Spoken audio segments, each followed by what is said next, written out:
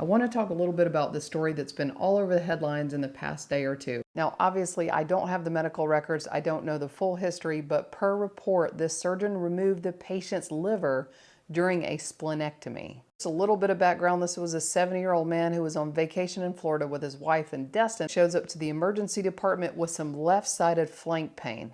The left side is the part of the abdomen that the spleen is on. So he's on vacation with a hospital system that he's never been with and doctors that he doesn't know. Had some CT scans and MRIs supposedly that showed an enlarged spleen and a possible malignancy, and he dropped his hemoglobin from 14 to 9, that's his blood counts.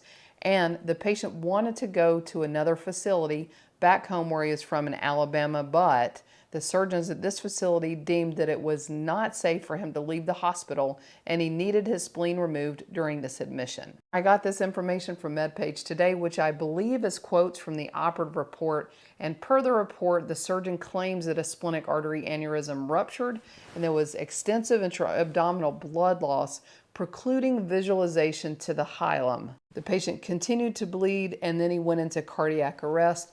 The spleen reportedly was subsequently removed and sent to pathology, and the patient later died on the table. Now, here's the real interesting thing. Per multiple media outlets, the surgeon reportedly told the wife that the spleen was located on the opposite side and it was extremely enlarged and diseased and he had to remove it. The spleen was removed, it was sent to pathology, and the pathologist identified no tissue that belonged to the spleen, and however did identify a grossly identifiable liver.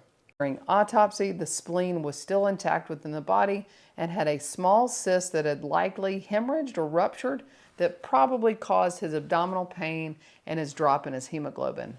So it seems absolutely crazy that a surgeon would mistake the liver for the spleen since they're located on opposite sides of the body. They're pretty distinctly different and have markedly different anatomy. This is a little different than wrong site surgery where you have two arms and instead of operating on the right arm, you operate on the left arm, where those features are extremely similar, but you just go to the wrong side.